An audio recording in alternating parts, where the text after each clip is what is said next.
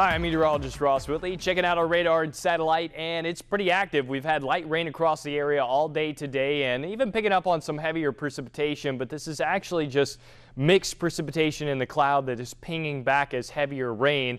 Even though we're not really seeing the heavier rain, it's just been kind of a steady light rain. And several reports of sleet throughout the area. That's because of dry air that slides in the mid-levels and evaporates the raindrops that are falling and allows that little area layer temperature to drop below freezing.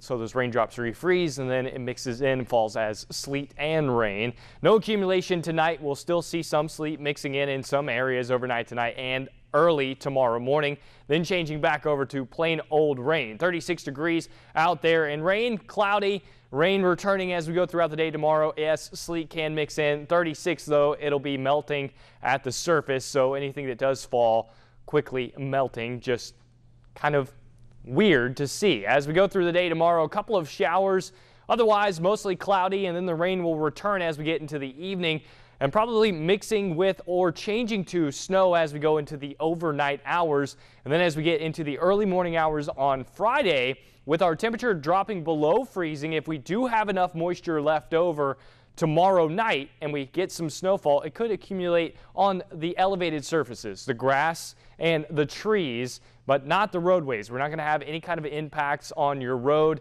and really we're looking at maybe a dusting to a ½ inch, and that's only if it snows very heavy, and at this point in time I'm not foreseeing that. As we go into the weekend, warmer and plenty of sunshine, so even after whatever does fall, it melts pretty quickly. And the setup we got going on here is stall frontal boundary across our area. That's bringing the rain. We've got several little impulses of disturbances that are riding along that. One that is moving through the area now. The second one starting to develop back off to our west. That could be our snow maker. But what will happen is this cold front will come in. That colder air will nudge in underneath that next system, and when that happens, we'll see the rain switching to and changing over to snow late tomorrow night, probably after midnight. So you're gonna have to be up pretty early on Friday to see anything at all, because likely as we get into the day, it'll all be melting pretty quickly. Looking at the surface map tomorrow, rain off to our south, cold all across the southeast,